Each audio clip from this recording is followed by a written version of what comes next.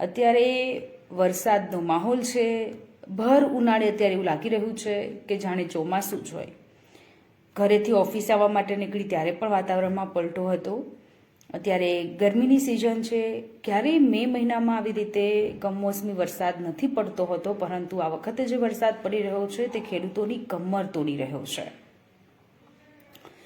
તમે કયા વિસ્તારથી જોડાયેલા છો, કયા તાલુકાથી જોડાયેલા છો અને તમારે ત્યાં કેવો માહોલ છે એ કોમેન્ટ સેક્શનમાં જરૂરથી કહેજો. અને હજુ પણ આગામી 5 દિવસ આ જ પ્રકારની આગાહી રહેવાની છે. હવામાન વિભાગ દ્વારા કહેવામાં આવ્યું છે કે 8મી તારીખ સુધી કમોસમી વરસાદ પડવાનું છે. યલો એલર્ટ જાહેર કરવામાં આવ્યું છે. કરા સાથે વરસાદ પડવાનો છે. આપણા જે વડવાઓ છે કઈ કહેલા છે કે મેમાં ઉકળાટ હોય છે, વરસાદ નથી હોતો. જૂનના એન્ડિંગમાં વરસાદ હોય છે, પરંતુ ગ્લોબલ વોર્મિંગની અસર કહો કે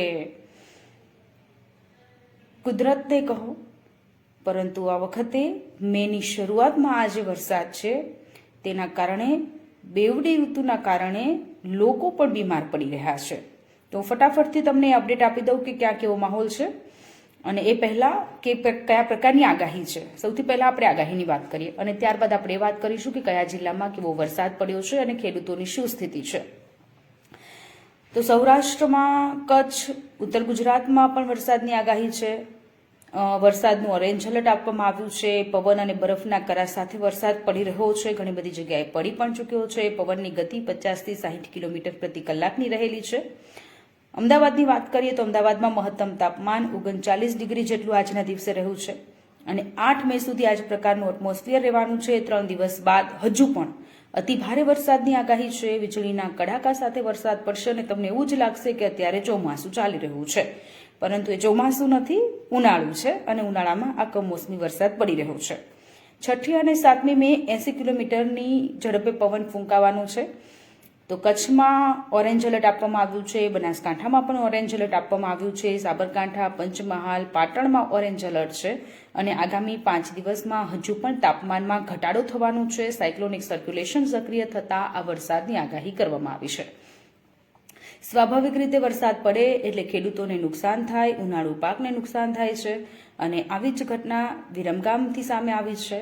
માર્કેટ યાર્ડની બેદરકારીના કારણે ખેડૂતોનો પાક પલળી ગયો છે. વિરમગામ માર્કેટ યાર્ડના જે અધિકારીઓ છે, સત્તાધીશો છે, એ લોકોએ હવામાન વિભાગની જે આગાહી છે તેની અવગણના કરી અને તેનું પરિણામ સામે આવ્યું છે કે જે પાક છે તે પલળી ગયો છે.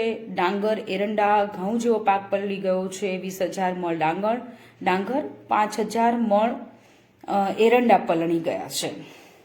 2,000 મણ ઘઉં સહિતનો પાક માર્કેટ યાર્ડમાં પલળી ગયો છે. હવામાન વિભાગ દ્વારા જ્યારે આગાહી કરવામાં આવી ત્યારે મેં પણ આપને કહ્યું હતું કે તમારો જે પાક છે એ પાકને કોઈ સુરક્ષિત જગ્યાએ રાખી લેજો. હજુ પણ જો તમારા વિસ્તારમાં વરસાદ ન પડ્યો હોય ને તમારા ખેતરમાં જે પાક હોય એ પાકને સુરક્ષિત જગ્યાએ રાખી અને મૂકી દેજો, કારણ કે જો વરસાદ પડશે તો એ પાક પલળી જશે અને નુકસાન થવાનું છે.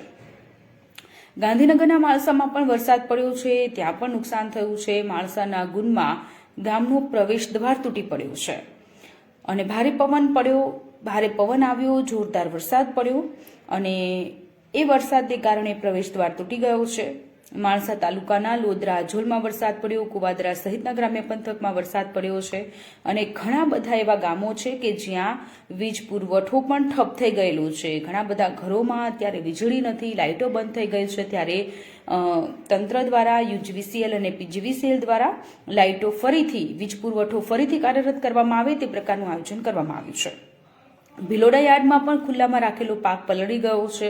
કમોસમી વરસાદ પડતા વેપારીઓને મોટા પ્રમાણમાં નુકસાન થયું છે. ઘઉં, મકાઈ, સોયાબીન સહિતનો પાકને નુકસાન થયું છે અને ઘણા બધા લોકો કે જે લોકોને અત્યારે નુકસાની વેઠવાનું, લાખો રૂપિયાની નુકસાની વેઠવાનો વારો આવ્યો છે.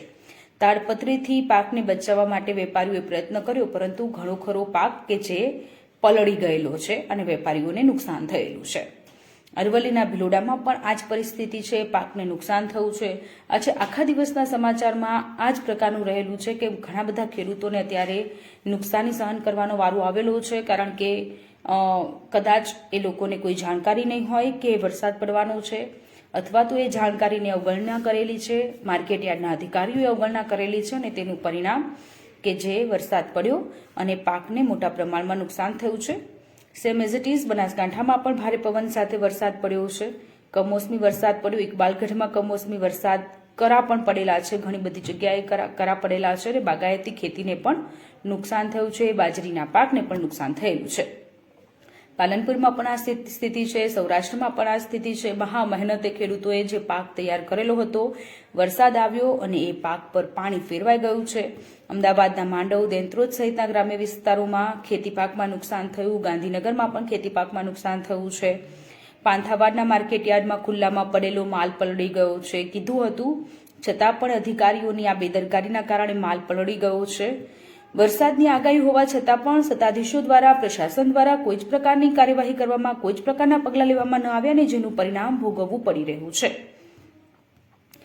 હવે આપણે વાત કરવી છે વરસાદ બાદ વેકેશન પડી ગયું છે. નાના બાળકોને મજા પડી ગઈ છે, પરંતુ એ વેકેશન પડતાની સાથે માદરે વતન જવા માટે લોકો ઉમટી પડ્યા છે.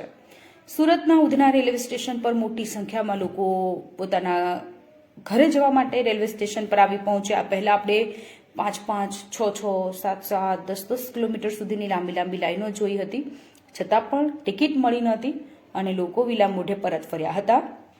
યુપી બિહાર જતી ટ્રેનો હાઉસફુલ છે અને એ ટ્રેનોમાં ક્યાંય જગ્યા જ નથી, પરંતુ લોકોને ગમે તેમ કરીને પોતાના વતન જવું છે. ત્યારે રેલવે સ્ટેશન પર હજારોની સંખ્યામાં મુસાફરો આવી પહોંચ્યા છે અને સુરત રેલવે સ્ટેશનની આવક પણ અધધ થઈ છે. 5 કરોડ સમથિંગ એ લોકોની આવક થઈ છે. પરંતુ હજુ પણ સ્પેશિયલ ટ્રેન, જો લોકોને જવું હોય તો તંત્ર દ્વારા સ્પેશિયલ ટ્રેન દોડાવવામાં આવે કે લોકોને માદરે વતન જવામાં કોઈ તકલીફ ન પડે એ પ્રકારનું આયોજન કરવામાં આવે, એવી પણ અમે વિનંતી કરીએ છીએ કે સુરતમાં, અમદાવાદમાં, વડોદરામાં, રાજકોટમાં, જે પણ જગ્યાએ કે જ્યાં યુપી બિહારના લોકો અહીંયા મજૂરી અર્થે આવેલા છે, કામ અર્થે આવેલા છે, એ લોકોને એમના વતન પર જવું હોય તો એ પ્રકારની વ્યવસ્થા સરકાર દ્વારા કરવામાં આવે એવી રિક્વેસ્ટ છે. હવે વાત કરવી છે ચારધામ યાત્રાની. ચારધામ યાત્રા કરવી એ એવું કહેવાય છે કે ઘણી અઘરી છે અને એ 6 મહિનાના દરવાજા ખુલ્લા હોય છે, કપાટ ખુલ્લા હોય છે ને 6 મહિના કપાટ બંધ હોય છે. ત્યારે આજે બદ્રીનાથ ધામના કપાટ ખુલ્યા.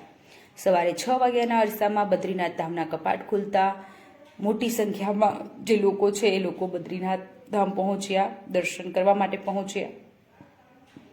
ત્યારે અદ્ભુત દ્રશ્ય સામે આવ્યા. બદ્રીનાથ ધામને 40 ક્વિન્ટલ ફૂલોથી શણગારવામાં આવ્યું. બદ્રીનાથ ધામમાં દર્શન માટે ભક્તોની ભારે ભીડ જોવા મળી. નિયમોનું પાલન ન કરવા બદલ બદ્રીનાથ ધામમાં 5,000 રૂપિયાનો દંડ ફટકારવામાં આવશે. જો તમારા લોકોને આયોજન હોય બદ્રીનાથ ધામ, અમરનાથ યાત્રાએ જવા માટેનું તો તમે જજો, પરંતુ હા, એ સાથે ત્યાં જે નિયમો છે, જે રેગ્યુલેશન, કાયદો વ્યવસ્થાની સ્થિતિ જળવાઈ રહે એ માટે જે નિયમો બનાવવામાં આવ્યા છે એ નિયમોનું પાલન કરવું એ ખૂબ જરૂરી છે. 2 મેના રોજ કેદારનાથ ધામના કપાટ ખોલવામાં આવ્યા હતા અને 6 વાગે જે બદ્રીનાથ ધામના કપાટ ખુલ્યા આજે અને 40 ક્વિન્ટલ ફૂલોથી શણગારવામાં આવ્યું. 5,000 થી 10,000 જેટલા લોકોએ આજે બાબા બર્ફાનીના દર્શન કર્યા. હવે વાત કરવી છે લલ્લા બિહારી. બાંગ્લાદેશીઓ ઘૂસી ગયા હતા ચંડોળા તળાવમાં. તળાવની આજુબાજુમાં પતરાઓના શેડ ઊભા કર્યા અને એની આજુબાજુમાં એક મોટી વસાહત ઊભી કરી દીધેલી હતી અને એ વસાહત ઊભી કરવામાં જો કોઈ મેઇન માણસનો સપોર્ટ હોય તો એ છે લલ્લા બિહારી. લલ્લા બિહારીએ ત્યાં પોતાનું મોટું ફાર્મ હાઉસ બનાવ્યું હતું અને જે લોકો બાંગ્લાદેશીથી ઘૂસણખોરી કરી અને અમદાવાદ આવી રહ્યા હતા એ લોકોને પાસેથી રૂપિયા લેવામાં આવતા હતા. 1.5 થી 2 લાખ, 2.5 લાખ રૂપિયા જેવા રૂપિયા લેવામાં આવતા હતા. એક આખું પેકેજ આપવામાં આવતું હતું. લલ્લા બિહારી કે જે આખું પેકેજ આપતો હતો બાંગ્લાદેશીઓને કે લોકો અહીંયા આવે તો 2.5-3 લાખ રૂપિયામાં અમે તમને આ સુવિધા આપીશું, આ સુવિધા આપીશું, એક ઓડી આપીશું, ઝૂંપડપટ્ટી જેવી એક ઓડી આપીશું, તમને દસ્તાવેજો કરી આપીશું, પાણીનું કનેક્શન, લાઇટનું કનેક્શન, એ બધું કનેક્શન કરી આપીશું. એવું આખું પેકેજ બહાર પાડ્યું હતું એ લોકોએ. અને હવે લલ્લા બિહારી કે જેને કોર્ટમાં રજૂ કરવામાં આવ્યો, ક્રાઇમ બ્રાન્ચે તેની ધરપકડ કરી લીધી. 6 દિવસના રિમાન્ડ મળ્યા અને ઘટના સ્થળે લઈ જઈને તેનું રિકન્સ્ટ્રક્શન કરાવવામાં આવી રહ્યું છે. આ પ્રકારનું જે ક્રાઇમ બ્રાન્ચ દ્વારા કે જે ક્રાઇમ બ્રાન્ચ અત્યારે તેની પૂછપરછ કરી રહી છે, વધુમાં વધુ પુરાવા એકત્રિત કરવામાં આવે તે પ્રકારનું આયોજન ક્રાઇમ બ્રાન્ચ દ્વારા કરવામાં આવી રહ્યું છે. તેના ઘરે તેને લઈ જવામાં આવ્યો છે. તેના ઘરે સોના ચાંદીના જે દાગીના હતા, તેની કેટલી બેનામી સંપત્તિઓ છે, કોઈ સરકારી અધિકારીએ તેની મદદ કરી છે કે નહીં તે તમામ દિશામાં અત્યારે ક્રાઇમ બ્રાન્ચ તપાસ કરી રહ્યું છે. એટલે બાંગ્લાદેશીઓ કે જે ઘૂસણખોરી કરેલા છે લોકોને ડિપોર્ટ કરવા માટેની કાર્યવાહી શરૂ કરવામાં આવી છે. હવે ખૂબ જ મહત્વનો આવતીકાલનો દિવસ છે, કારણ કે આવતીકાલે આખું વર્ષ કરેલી મહેનત અને એ મહેનતનું પરિણામ આવતીકાલે જાહેર થવાનું છે. એ છે બોર્ડની એક્ઝામ. બોર્ડનું પરિણામ જાહેર થવાનું છે. ધોરણ 12 વિજ્ઞાન પ્રવાહ અને સામાન્ય પ્રવાહનું પરિણામ જાહેર થવાનું છે. ગુજકેટનું પરિણામ પણ આવતીકાલે જાહેર થવાનું છે. સવારે 10:30 કલાકે આ પરિણામ જાહેર થવાનું છે. આઈ હોપ જે વિદ્યાર્થીઓએ એક્ઝામ આપેલી છે વિદ્યાર્થીઓનું પરિણામ સારું આવે, પરંતુ કદાચ જો પરિણામ સારું ન આવે તો હિંમત ન હારી જતા. આ જિંદગીની અંતિમ પરીક્ષા નથી. એવું ન વિચારતા કે જિંદગી અહીંયા ખતમ થઈ ગઈ છે. ના, જિંદગી અહીંથી શરૂ પણ થતી હોય છે. એટલે જો પરિણામ સારું નથી આવતું ઇન કેસ, તો પણ ઇટ્સ ઓકે. હું તો એવી આશા રાખું છું કે બધાનું પરિણામ સારું જ આવે, પરંતુ કદાચ ના પણ આવે, સમય સાથ ના પણ આપે, તો ઇટ્સ ઓકે. જિંદગીમાં આગળ ઘણા બધા એવા ચાન્સ મળવાના છે, એવા મોકા મળવાના છે કે જ્યાં તમે તમારી જાતને પ્રૂવ કરી શકો છો. યાદ રાખજો, જીવનની આ અંતિમ પરીક્ષા નથી. અને અત્યારે ફેસબુક લાઈવમાં બસ આટલું જ. આવતીકાલે ફરીથી મળીશું કેટલાક નવા મુદ્દાઓની સાથે. અત્યારે મને રજા આપશો. નમસ્કાર.